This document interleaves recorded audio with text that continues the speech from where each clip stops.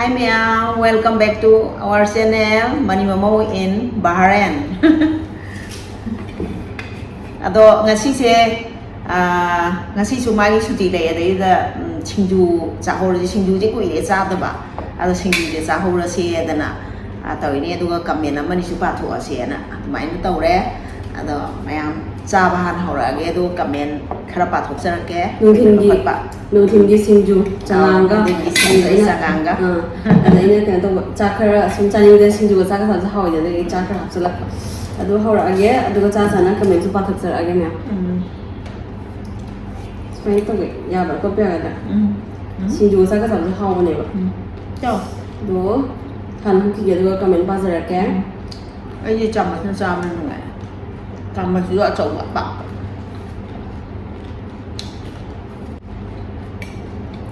chúng mình chạm vào hai nữa đi qua sẽ bị gần ngang luôn singju jing anam thum na hawi ba hả kamen sa kana awas sa laga pakora ka to ma cha bu do pakora ne alu mo bane mo ma ri yaw de sigi adun ki video se ai se ai ta nai ki hal nga thum sa ni nge nga pro cha bane ba ko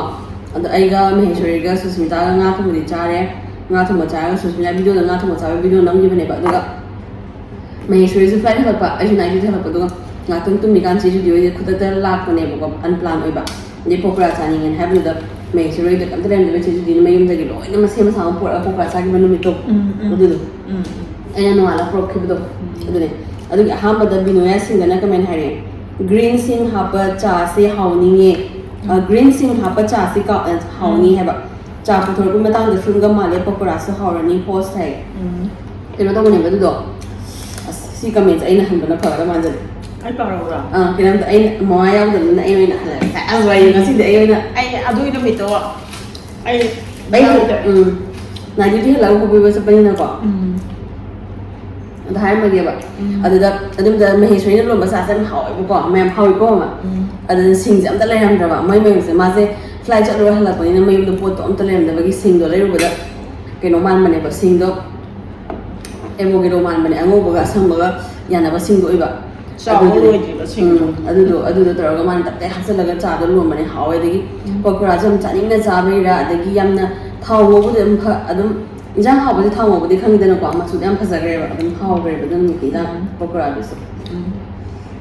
lem ban nào em like to re adu smile to re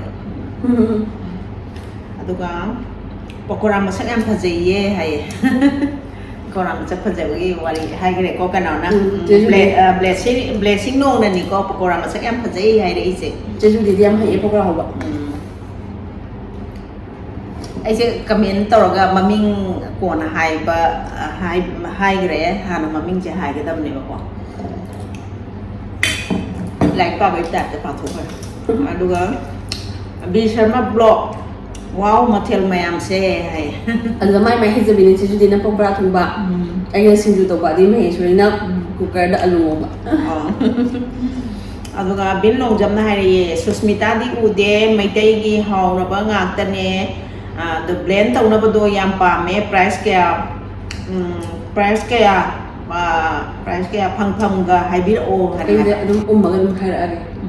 terus ada berapa itu kaya Susmita do ay ta kita sama dia main ngatung ba aduga mai flight le bagi sat inda sat chakki ba ko Delhi we bagi ma flight chakki na ta ato bom phang do we mi ma suti ro thupya ba ne India si pa bom phang do ne mo jam chance ma ngani de ba le mo ma ma shu le ba Delhi da ai le ma cha cham ne cha khare aduga blend do ba do ado me shri da hang ke ma gi ne do ma na lo ba ne mo da hang ga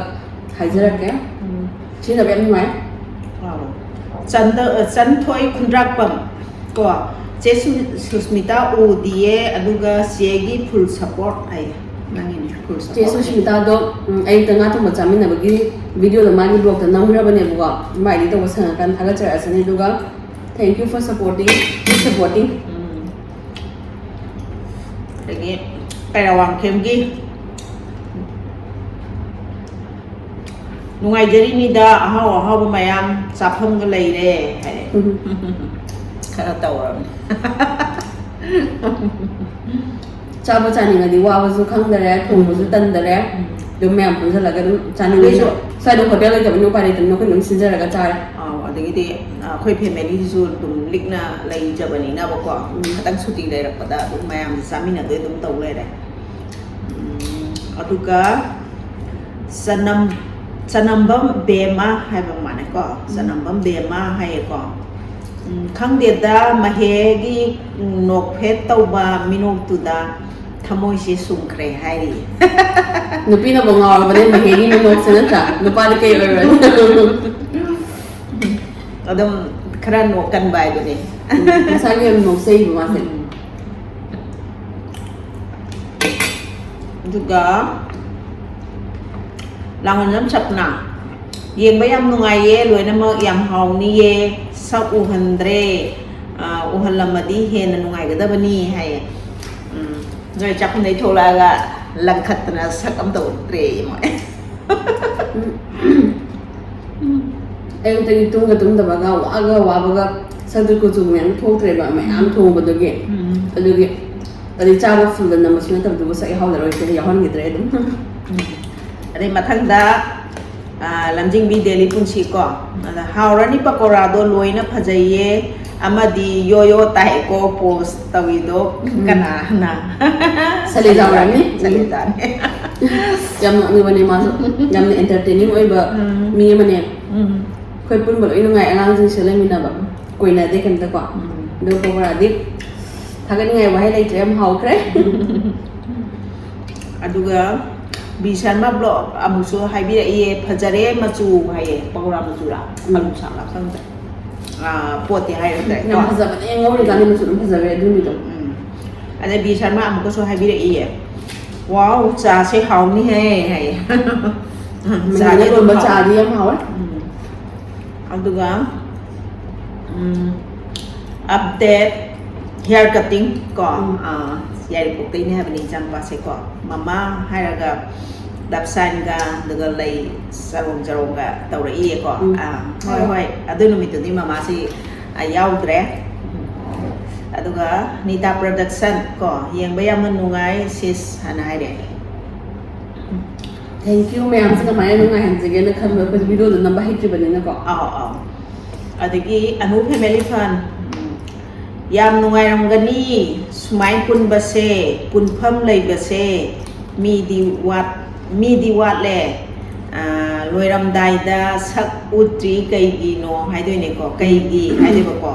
ꯃꯊꯦꯜ ꯃꯌꯥꯝꯁꯦ ꯃꯤ ꯇꯤꯟ ꯀꯨꯠ ꯌꯣꯠꯂꯦ ꯍꯥꯏꯗꯣꯏꯅꯦ ꯃꯥꯏꯁꯦ ꯀꯨꯠ ꯌꯣꯠꯄ ꯌꯥꯎꯅꯔꯦ ꯍꯥꯏꯕ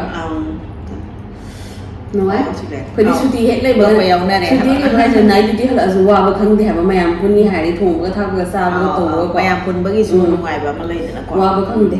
ꯑꯗꯣ ꯑꯩꯗꯤ ꯔꯤꯄ꯭ꯂꯥꯏꯁꯨ ꯍꯜꯂꯤ ꯆꯥꯁꯨ ꯑꯗꯨꯝ ꯆꯥꯁꯤꯜꯂꯤ ꯀꯃꯦꯟ ꯄꯥꯕ ꯃꯤꯗꯤ ꯆꯥꯁꯨ ꯆꯥꯗꯦ ꯆꯥꯎ ꯄꯤꯌꯥ ꯂꯩꯁꯥꯡ ꯊꯦꯝ ꯍꯥꯏꯕ ꯃꯥꯜꯂꯦꯀꯣ ꯕꯥꯗꯨꯔ ꯃꯍꯦ ꯃꯥꯒꯤ ꯐꯗꯤꯗꯨꯒ ꯌꯥꯝ ꯃꯥꯟꯕꯅꯦ ꯐꯗꯤ ꯑꯔꯥꯡꯕꯗꯨꯒ ꯗꯤꯞꯇꯤ ꯁꯣꯔꯥꯏ ꯁꯝꯒꯤ ꯂꯥꯛꯑꯦ ꯖꯤꯟꯖꯔꯁꯦ ꯑꯩꯗꯤ ꯑꯍꯥꯟꯕꯗ ꯍꯩꯅꯤꯡ ꯃꯥꯜꯂꯨꯔꯦ ꯆꯥꯁꯦ ꯃꯁꯛ ꯐꯖꯔꯦ ꯍꯥꯎꯔꯅꯤ ꯍꯟꯗꯛꯇꯤ ꯑꯍꯥꯎꯕ ꯉꯥꯛꯇ ꯆꯥꯔꯦꯀꯣ ꯃꯁꯛꯇꯤ ꯌꯥꯎꯗ꯭ꯔꯦ ꯆꯥꯕꯗꯗꯤ ꯌꯥꯎꯔꯒ ꯆꯥꯕꯗꯗꯤ ꯌꯥꯎꯔꯒ ꯍꯥꯏꯅ ꯑꯍꯥꯎꯕ ꯆꯥꯃꯟꯗꯅ ꯁꯛꯁꯦ ꯕꯣ ꯃꯥꯜꯂꯦ ꯑꯗꯨꯒ ꯁꯛ ꯑꯗꯨꯒ ꯇꯣꯡꯕ꯭ꯔꯝ ꯖꯣꯏ ꯄ꯭ꯔꯀꯥꯁ ꯇꯣꯡꯕꯝ ꯖꯣꯏ ꯄ꯭ꯔꯀꯥꯁꯀꯤ ꯂꯥꯏꯛ ꯑꯃ ꯇꯧꯔꯛꯑꯦ ꯊꯥꯒꯠꯆꯔꯤ ꯑꯗꯨꯒ ꯖꯨꯂꯤꯌꯥ ꯉꯥꯔꯌꯥꯝꯕꯝ ꯖꯨꯂꯤꯌꯥ ꯉꯥꯔꯌꯥꯝꯕꯝ ꯍꯥꯎꯔꯅꯤ ꯄꯀꯧꯔꯥꯗꯣ ꯍꯥꯏꯔꯛꯑꯦ ꯌꯥꯝ ꯍꯥꯎꯋꯦꯌꯦ ꯑꯗꯨ ꯅꯨꯃꯤꯠꯀꯤ ꯄꯀꯧꯔꯥꯗꯣ ꯑꯩꯅ ꯃꯥꯜꯂ ꯄꯨꯔꯛꯏꯗꯨꯗꯤ ꯌꯥꯝ ꯍꯥꯎꯋꯦ ꯍꯥꯎꯕ꯭ꯔꯥ ꯍꯥꯎꯇꯕ꯭ꯔꯥ ꯍꯥꯏꯕꯤꯌꯣ ꯍꯥꯎꯋꯦ ꯏꯪꯕꯅ ꯈꯤꯇꯪ ꯃꯍꯥꯎꯗꯤ ꯍꯟꯊꯔꯝꯕ ꯌꯥꯏꯀꯣ ꯑꯗꯣ ꯍꯥꯎꯕꯅꯦ ꯌꯥꯝ ꯑꯗꯨꯏꯁꯨ ꯁꯥꯍꯜꯂ ꯆꯥꯏ ꯑꯩ ꯑꯗꯒꯤ ꯊꯣꯏꯕ ꯑꯉꯣꯝ ꯃꯍꯦꯅ ꯀꯧꯔꯛꯑꯦ ꯃꯍꯦꯗꯣ ꯂꯩꯔꯗꯤ ꯃꯍꯦꯅ ꯀꯧꯕ ꯅꯠꯇꯦ ꯃꯍꯦ ꯍꯥꯏꯔꯒ ꯂꯞ ꯇꯧꯔꯛꯏꯗꯨꯗꯤ ꯍꯣꯏ ꯃꯍꯦ ꯍꯥꯏꯔꯒ ꯂꯞꯇꯤ ꯇꯧꯔꯛꯑꯦꯕꯀꯣ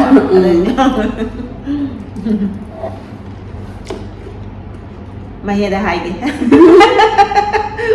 ꯄꯥꯎ ꯇꯝꯒꯦ ꯑꯗꯨꯒ ꯃꯣꯅꯥꯂꯤꯀꯥ ꯀꯩꯁꯥꯝ Monalika kay samse ko ga kay sama nay ko do haudong male na mana smaina to gire jang Monalika wai su yam na nuai ba video thagalim ni challenge kari kra lai khom da on da na ado lai khom do on do yam nuai te ba adu na ta ba to ba tung ga sing ju mai am ting ma ne moi lai khom do on ba to aduga nita production na mo haibire sa se haurani he hana haire hawe sa do dum hawe haye ai thak pe yaw dum ni na ko akhoi de lo la so dum hawe ma he sila ba tha sa dum lon ni ba sa lo bai set changan chang ra ni aduga mẹ mà thật là kiểu hành rau kì ấy thật đấy mua bán như mình bao mẹ aduga mathang da smai mo hai nhìn người thích comment là hay biết không Kemana? Susan sija guru mayum hai bo mane. Susan sija guru mayum. Kon. Ado sanggom jada singha pa se sanggom lang tho aga mahawa li aidi han hai rak ko. Ado na aphoi sanggom da dum marang kai na dum ha pe. Ado sanggom lang badadi dum tawdi taw ne ba ko singha pa lang tho poi ning ne ko. Sanggom na nam na di ha pe ado ka sudi taw de hawe do. Kaya wang sem family na amuso hai re amana yo kan na tau ri ai tu sale san yo kha su yao de ya tiền na tra ấy thì thu cái giá rồi aduga ichan khetsan hai ichan kai hai no chân hay mà ichan khetsan hai kwa sagi sugar do mi sirani aduk yamna charabadi ko sugar do yamna chaba phatte ko chumi ado adui numito cha di yamba noi gi do cha di yame ba ko adai do chini do cha glass tare ni pa mod mai wa ngane ko ado ba ni chini do chamas mari manga do mai tha ki to ko la tha ki do ko yam ma ne do yam thum de gi chini do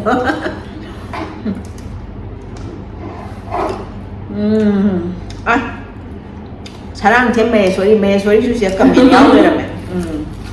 자 알루 삽 요라니 아이움 토가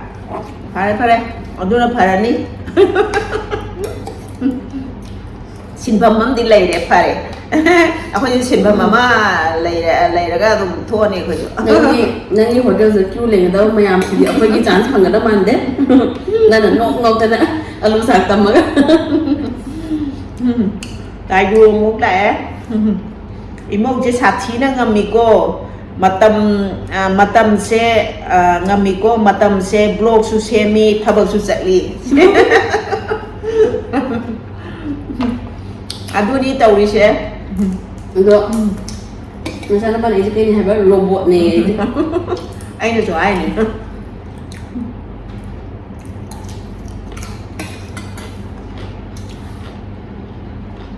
robot đã ta rồi đấy trên này hay là sẽ đi một cỏ itu kan hadis smart devi ita tatana tung kami tahu bila pelajaan pini kok loi harni Manipur dah laiba koi bo pakora zaman diri si jual gua mani kok lai thok ko dei jawa phang do orang mani ang phang akhoi se di pak to tau na dra mi ko mayam pulaga am dai tau re ta pa ado mayam pulaga di nuai na ko ora dung ma sa ba singju kam ngau ke gas mai cha ba se gam si ja ya tôi na thôi de su dum comment tau bi ra ko ne blessing no mo ka su hai bi dai hau ni ai su khalam mi ni alu sap sa sirana tinbu jungi ko hai ta cha bu cha ni thì ta cha thôi chứ ngay cha chứ đi aduga laina khuman na sa sidi hau ni ngai ma chu yam phajare hoi cha hau cha yam hau aduga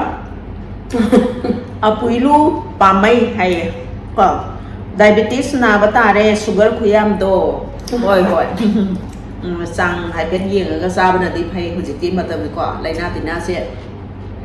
ꯌꯥꯝꯅ ꯃꯈꯜ ꯃꯈꯜ ꯂꯩꯕꯅꯤꯅꯕꯀꯣ ꯍꯣꯏ ꯍꯣꯏ ꯑꯗꯨꯝ ꯃꯈꯣꯏ ꯍꯟꯊꯅ ꯑꯗꯨꯝ ꯆꯥꯅꯕ ꯇꯧꯖꯒꯦ ꯑꯗꯨꯒ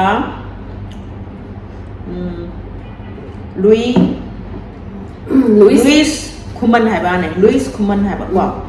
ꯆꯦ ꯁꯨꯁꯃꯤꯇꯥꯗꯤ ꯌꯥꯎꯗꯦ ꯆꯦ ꯁꯨꯁꯃꯤꯇꯥ ꯐ꯭ꯂꯥꯏꯠ ꯆꯠꯈꯤꯕ ꯑꯌꯨꯛꯇ ꯃꯥ ꯉꯥ ꯊꯣꯡꯕ ꯆꯥꯃꯤꯟꯅꯔꯒꯅꯦ ꯃꯥ ꯐ꯭ꯂꯥꯏꯠ ꯆꯠꯈꯤꯕ ꯑꯗꯣ ꯉꯥ ꯊꯣꯡꯕ ꯆꯥꯕꯒꯤꯗꯣ ꯃꯉꯣꯟꯗ ꯚꯤꯗꯤꯑꯣ ꯅꯝꯒꯦꯅ ꯍꯥꯏꯌꯦ ꯂꯣꯏꯔ ꯃꯥꯅꯦ ꯃꯌꯥꯝ ꯑꯁꯤꯒꯤ ꯚꯤꯗꯤꯑꯣꯁꯤꯒꯤ ꯀꯃꯦꯟꯇꯤ ꯃꯇꯥꯡ ꯁ꯭ꯋꯥꯏꯗ ꯂꯣꯏꯁꯤꯟꯖꯔꯦ ꯑꯩ ꯆꯥꯕꯁꯨ ꯇꯞꯅ ꯇꯞꯅ ꯑꯗꯨꯝ ꯂꯣꯏꯁꯤꯟꯖꯒꯦ ꯑꯩ ꯏꯊꯟꯗ ꯆꯥꯕ ꯃꯥꯟꯅꯒ꯭ꯔꯦ ꯑꯩ ꯏꯊꯟꯗꯒꯤ ꯃꯨꯛꯕꯥꯡꯒ ꯆꯞ ꯃꯥꯟꯅꯒ꯭ꯔꯦ ꯉꯁꯤꯁꯦ ꯀꯃꯦꯟꯕꯨ ꯄꯥꯔꯗꯤ ꯑꯗꯒꯤ कमेंट रिप्लाई को हल्दी को सागा नि थगरे खंग बुझा नते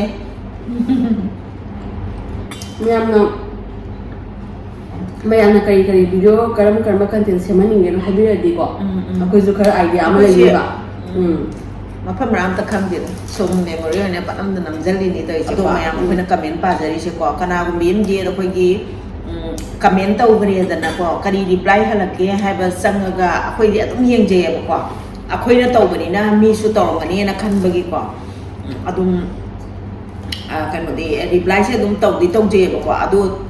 चंगक्तबसो अदुम यावबनिना को चंगक्तब मयाम सिंदि खलगा को वीडियो सिगी मतेंगना अखोयना तौजबदो अदो आई इबगा सिंदा हाइबगा सिदि मानदि मानदे को अदो चिन्ना हेनगिबसु यावी कमेंट हेनगिबसु यावी अदो मयाम अखोयना तौइ कमेंट सिंजे अबु चंगा चंगा येंगियो सिमगा हाइजगे सोना वाई संना पुखला सिंजु तोथरा जाव अदि ngasi किलिसना ngोवे खलंबा ngोवे अनै ai lunch तौद्रबने सिंजु गा चाका चारने सिंजु याम हंगबदि ai चाबा दुम फबने दुना ai फना मुबांग बिदो मान मछा चाबदि दुम फयबको मान मछाना दुम कंट्रोल तौजबो वाने को मंगोंदा हाव हाव तब कैमता दुम बगी बेरा अंत लेतेबा अदुम जाजबदो अदुमाय तवा हावी हाउते थीजदबा हाइदा अखोयना सम लेदना को अखोयना सम चटपा खोटपा लेदना को अखोयसु फजबा हाइबदि अखोयगी सिगी मफम सिगी को अखोयगी सिस्टम अखोयगी लंबी थोंग करी करा सिस्टमैटिक से यामना फजबा हाइताने को रूल फजबा सिंग अनि सिस्टम फजबा सिंग जे अखोय आई दि खरा नमजनिंगे बको अदो मयामना इंटरेस्ट ओइरोय हाइबगी हाबजदबने अदो याम कलक्चबा हाइतारे को मफम सिदा तौरिबा मखोयगी रूल्स करी करा सिंग को अदो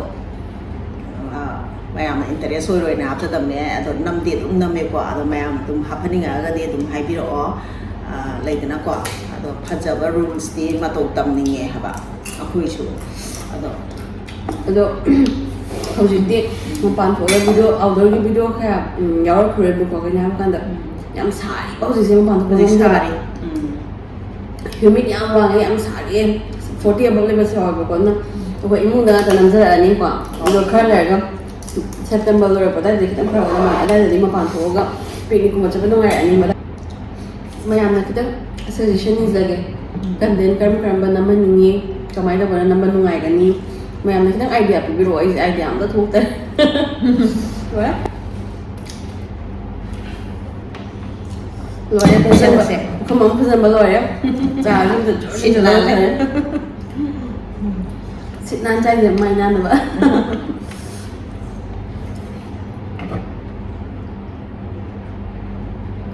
खंदे मैम ngasi video से नुआई रमदा अदुसो मैम दगी सजेशन इज द वीडियो ने ना खलगा अदुम नमजरा बने अदुम नमजरा बने मैम ना कमेंट सोजन तो बिरो कोई मथन द करम बा कंटेंट नमजर ओगे हाइबदो दो ngasi दी मतान सजेशन जरगे मैम होय मैम पामदो अदुसो खरा तौते यादि नत्रने Bye bye.